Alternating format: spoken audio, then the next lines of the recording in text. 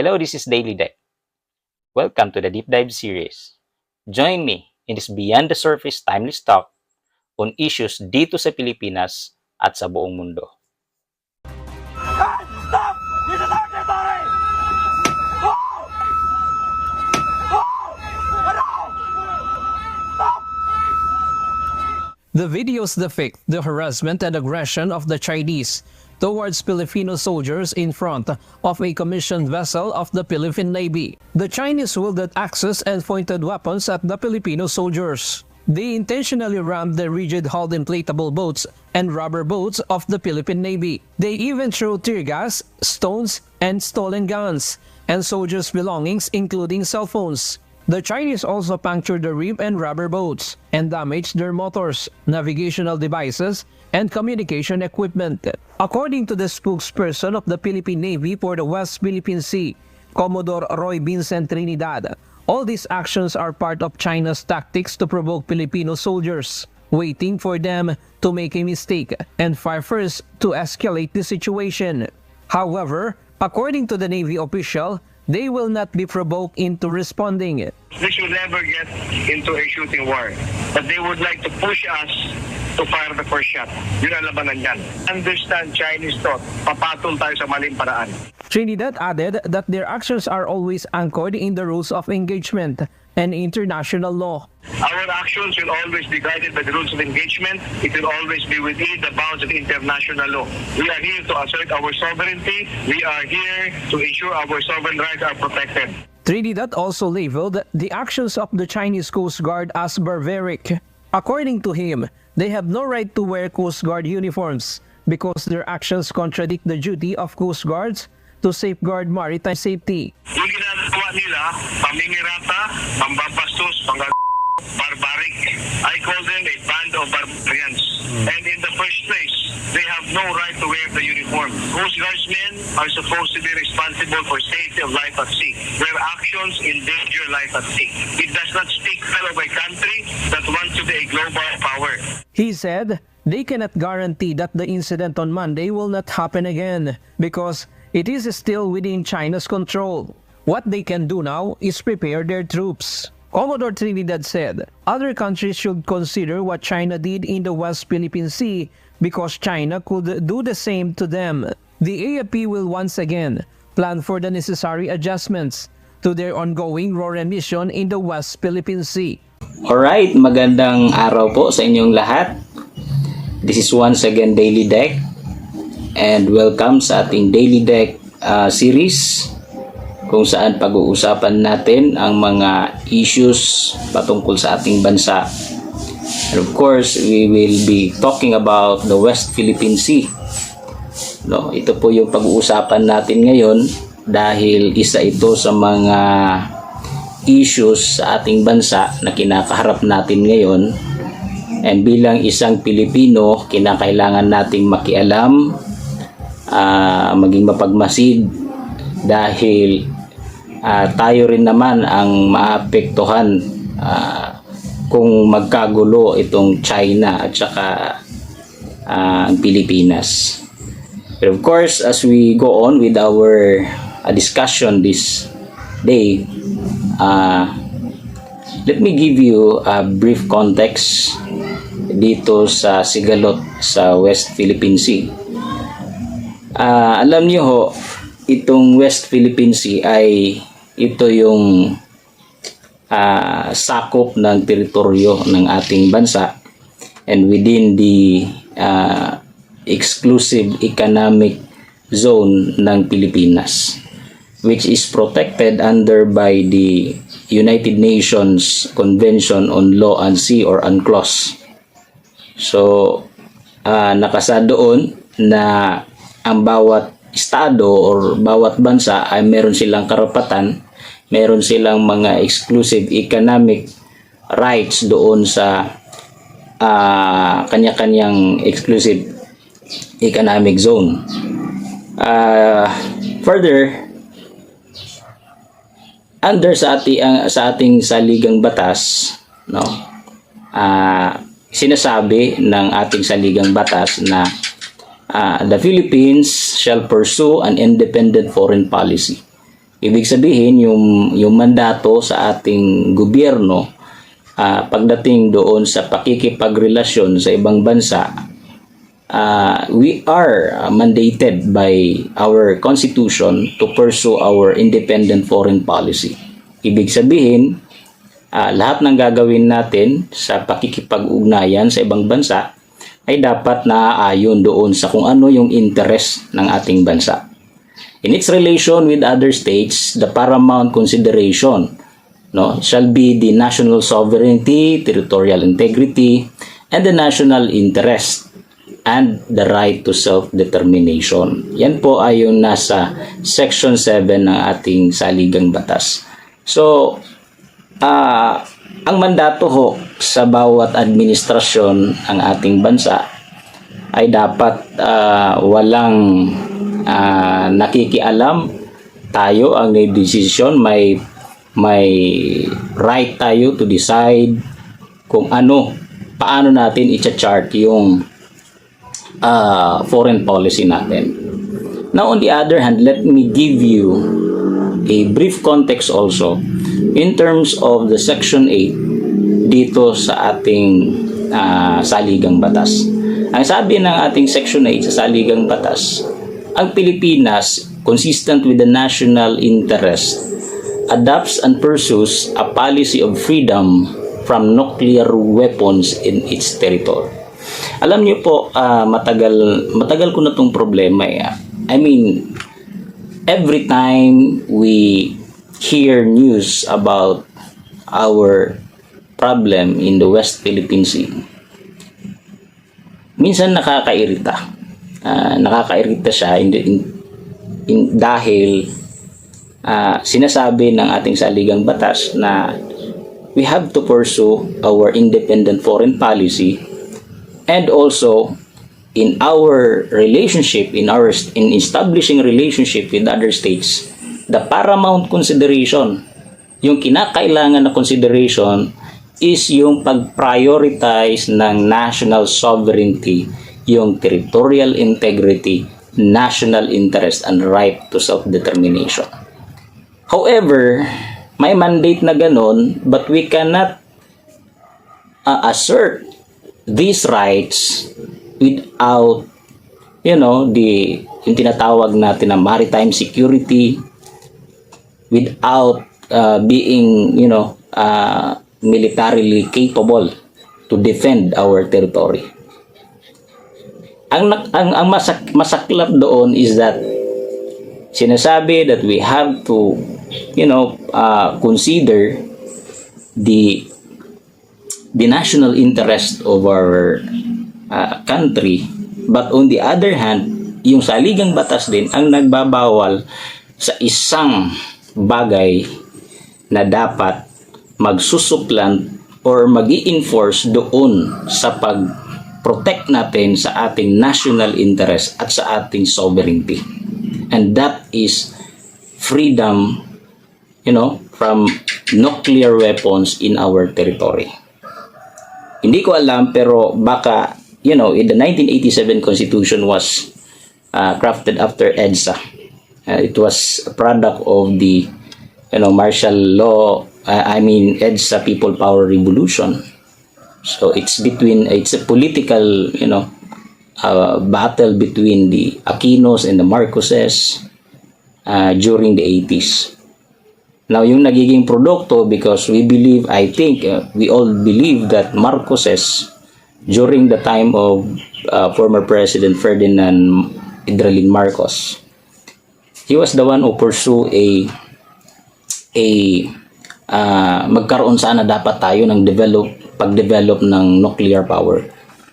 But basically, yung purpose noon is nuclear power, hindi as a weapon, but of course, in terms of energy. So, yun yung parang dream ng time na yun. Yun yung parang purpose why the late Ferdinand Marcos would like to have a nuclear power plant. Pero actually, during the time of Marcos, we also know that those days were the Philippines, itong bansa natin, ito yung nagiging pangalawa actually sa isa sa mga pinakamalakas na sandatahan or military powerhouse dito sa Asia. Pero ngayon, isa tayo sa mga kulilat dahil after the People Power Revolution, hindi natin natitingnan or hindi ng ating gobyerno tinitingnan or nabibigyan ng halaga itong tinatawag na defense, itong part ng defense natin dito sa Pilipinas. And you just imagine, why is it that we have a bigger budget, we have a bigger budget on education, but lower budget on the defense? And during the time of, if I am not mistaken, during the time of President Ramos, doon nawala yung mga steel industries natin dito sa Pilipinas. Nawala yung steel industries, and ang dami nating mga Pilipinong magagaling na mga scientists that we can produce warships for ourselves. We can also produce itong mga eroplano na pandigma for ourselves so that we can defend. And actually, economically, it can also contribute in terms of economic. Pero iba yung ginagawa ng ating mga politiko. Instead of doing something that may, defend our country, corruption. It's really about corruption. Now, let me proceed with the constitutional provision on nuclear. Alam niyo ho, hindi naman sa yung mindset ko is gusto ko ng gera. But what I'm trying to say is that what makes China a superpower? Is it because yung ekonomiya nila, maganda yung ekonomiya? Hindi lang ganun. Because gumaganda yung ekonomiya nila, lumalakas din yung kanilang sandatahang lakas. What makes the United States a superpower? Dahil historically, kung titingnan natin, they have the military capability. They were considered as a superpower because they have the nuclear arsenal. China has nuclear. Russia has nuclear. Why is it that they were called a superpower? It is because they are both is a powerhouse in terms of economic and at the same time in terms of military might. Now, ang nangyari na sa atin dito sa Pilipinas, we prohibited ourselves. We prohibited ourselves to develop our own nuclear arsenal. Ayaw natin maging isang nuclear superpower. What makes Israel? Look, Israel. What makes Israel a superpower? Diba? Kasi meron din silang nuclear arsenal. Bakit natatakot? Liit-liit lang. Kasing liit lang din ng Pilipinas. Pero bakit natatakot ang ibang bansa to have war with them? It is because they have the capability.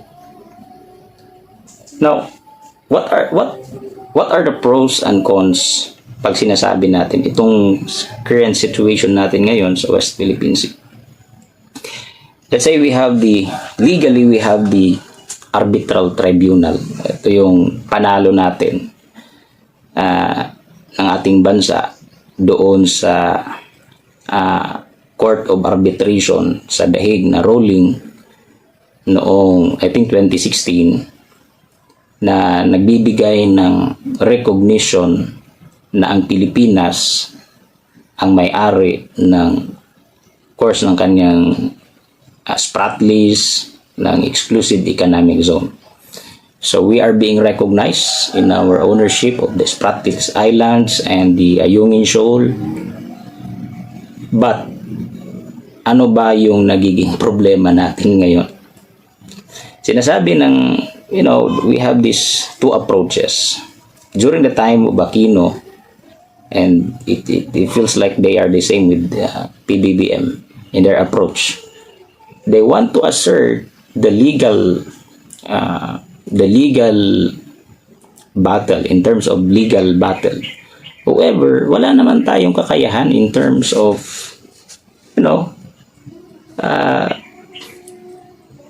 military capability. Napakahirap. Because they know what we are, saan tayo mahina.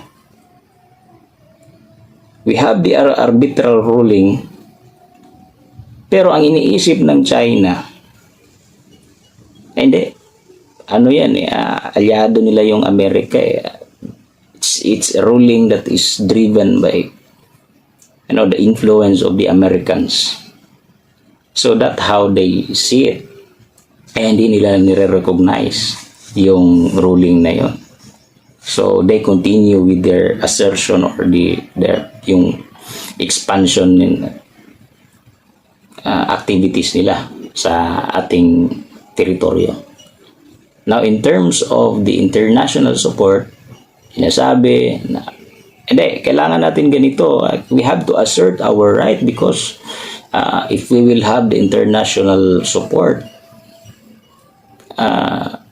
magiging evil sila sa mukha ng international community and we will become like the angels. Parang ganun yung gusto nating marating. And we also have this enhanced defense cooperation agreement with the United States and the visiting forces agreement, dahil mayroon tayong treaty with the US that if an invasion happened in the Philippines, pag nagkaroon ng invasion, it will trigger the enhanced defense cooperation agreement. But I don't believe that. Just like the Philippines, the US protects its interest. Ngayon, kilala ang US sa pagiging warmongering. Dami lang substitute war, yung mga arms race. If you see the US politics, alam mo, ang daming problema. Ang daming problema talaga. Now let's continue. The process that, yes, of course, we won the arbitral tribunal, and we may have the international support, but there's a question there. If we have the international support, at what extent? What will be the support? Yun yung titingnan natin. And if we say EDCA, we have the EDCA. How sure? Gaano ba tayo kasigurado na pag may nangyari dyan sa West Philippine Sea, may isang binaril dyan, the US will really come to our aid? Ngayon tanong ni Duterte before, are they willing to die for our country? Diba? So yun yung pag-isipan natin, kasi ang dami kong nakikita, lalo na every time may balita tapos nakikita ko sa comment section, dapat kasi atin yan, dapat ipaglaban natin yan. Yes, we have to, but to what extent? In what way? Ano ba yung paraan ng pag-assert natin pag nagkaroon ba ng gera dyan? Now, bagong balita lang, sinabi ng ating presidente, sabi niya, we have more than 100 protests already. Pero anong nangyari? May nangyari ba? May changes ba? Wala. So, we have to go to the cons. Ano ba yung mga implication pag nagkamali tayo ng itong tinatawag na assertion of our rights? Ito yung pakikipaglaban para sa ating karapatan doon sa West Philippine Sea. The question is that how about our military capability? Are we capable? We have to remember that China, I think they have 1 million the personnel, and they have around 2 million reserves. And while the Philippines has only 220,000 soldiers, and we also have, I think, 300 reserves. So, first, in number, we are really in a disadvantaged position. Second is, in terms of yung mga gamit, pandigma. China has yung aircraft carrier. Mayroon silang aircraft carrier. And they are actually the largest navy in the world. And while us, parang tatlo lang ata yung natin, corvettes. So isa lang bagsak yun. Sira agad. Wala na. And we actually bought it around billion of pesos. So we have to think of that. The question is, our military capable as to what extent we are going to fight for our. Now, there's no question matatapang ang mga Pilipino. Pero as to the contention in terms of our gamit, yung capability, parang questionable tayo dun. And aside from that, in terms of international support, international can only give us either military aid or the economic sanctions. But ngayon, may nangyayari sa West Philippine Sea. May narinig ba kayo na sanctions coming from the international community? How committed are the international communities in defending us? I don't think they will die for our sovereignty. Wala. We have to learn from Ukraine. We have to learn from Syria. We have to learn from Iraq. A lot of countries were being fooled by United States. Una, yung kay Bin Laden, sinasabi may weapons of mass destruction. Tapos binomba nila yung bansa na yon. Tapos after that, they found out wala naman pala talagang weapons of mass destruction. So what are those people na namatay doon? Are they collateral damage for the US economic interest? Kasi kung walang gera, hindi may bebenta yung mga gamit nila, and they spent billions of dollars to build aircraft carriers, to build aircraft fighters. Kailangan ibenta. Why is it yung India ngayon, they support the Philippines? Because the Philippines, tayo yung bumibili ngayon ng nila, yung supersonic na weapon. Now, in terms of the US politics, tingnan mo yung US. I don't hate US. But if we look at the history, you can say that they are warmonger. Mahilig talaga sila dapat kasi kung walang conflict, walang benta. Dami nilang substitute wars, and they also have this arms race with Russia. Kailangan talaga yun.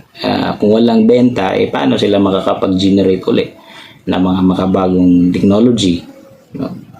So, that's, isa sa mga titingnan natin. Now, let's go back to the nuclear. Ang problema kasi dito sa Pilipinas, you have, if you are going to, research, conduct a research on why some countries are having nuclear arsenals in their territories. Bakit nagkakaroon sila na like North Korea, Russia, China, France? Why do they have that? Pag tinanong mo sila, sasabihin nila, it is only for deterrence. Ibig sabihin, it will only be used when their national interest or my invasion sa kanilang countries. It will only be used for defense. So why is it that Philippines can't have that?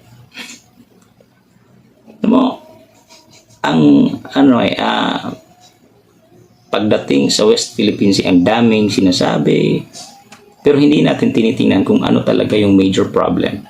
And I'd like to agree with Senator Juan Ponce Enrile. Only Enrile, siya lang talaga, si Manong GPE, yung nag-brought up ng usapin na bakit hindi tayo gumawa ng nuclear for deterrence also. Diba? Dapat nagkakaroon din tayo ng ganun. Because kung meron tayong nuclear, tapos sasabihin ng China, sige, gusto nilang laban dyan sasabihin din natin, pwede naman, meron din naman kami dito.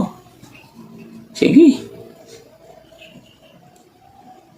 Diba? So, yung problema talaga natin dito is not actually about the legality of our claims. It's really not about the international support, but it's really about our military capabilities. Whether we like it or not, kailangan talaga natin maging nuclear country for us to defend our territory. If we really want to defend our territory, if we really want to defend our national interest, our sovereignty, we have to think of it. Yun talaga yung problema. But we cannot do it because the Constitution does not allow it. And alam mo, yung mga lawmakers natin, they go frantic about changing the economic provision. Gusto nila ng certain change. Pero you know what? Ang pinaka kailangan natin ngayon is yung changing the Constitution, not the economic, but it is changing the provision on prohibiting nuclear weapons within our territory. Now that we have threats, paano natin i-defend? The only way that we can defend our territory, the only way that we can tell China that we also have the capability is to have a nuclear weapons. We have to develop our own nuclear weapons. Now, to sum it up, I think it is not right. It is not the right time to be, alam mo, yung parang astig-astiga, tapos sasabihin mo, amin yan. Paano kung ayaw niya? Tapos di tayo nagkasundo, tapos nagkaroon ng banggaan dyan.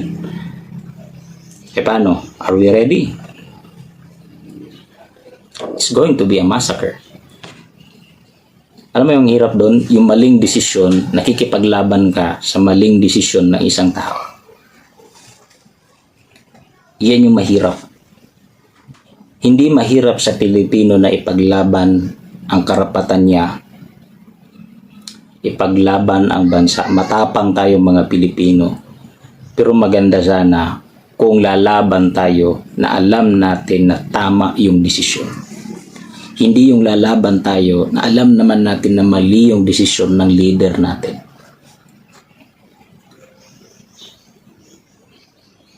So since if democracy is indeed true, tayong mga Pilipino, mag-isip tayo. Tingnan natin yung aspeto na to. Terms of the issue in West Philippine Sea, we have to look at the core problem. Bakit tayo ganito? Bakit ganito yung situation natin ngayon? Matapang tayo. Pero the problem is, pag lumaban ba tayo dahil tama yung desisyon? Mali eh. Kaya nga sabi ni former President Duterte, sabi niya, magpalakas muna tayo. Mamaya na yung assertion. Andyan na, total, andyan naman yan. Andyan naman yung panalo naman tayo. So yung gawin muna natin is magpalakas muna tayo ng sandatahang lakas natin. Palakas muna. Develop. If we have the Congress, you take it out, yung pagbabawal ng nuclear weapon. Because we cannot solely rely on the United States. Kasi the only thing that can defeat China is through nuclear war. Or at least can deter China from being the aggressor in the South China Sea or in the West Philippine Sea. The only thing that we can suppress them is we should have what they have. Ganun dapat. Paano natin? Wala tayong magagawa. It's not because hindi tayo. It's not because we cannot fight. We can fight. But we should fight in the right manner. Kaya nga sinasabi minsan, piliin natin di lahat ng laban.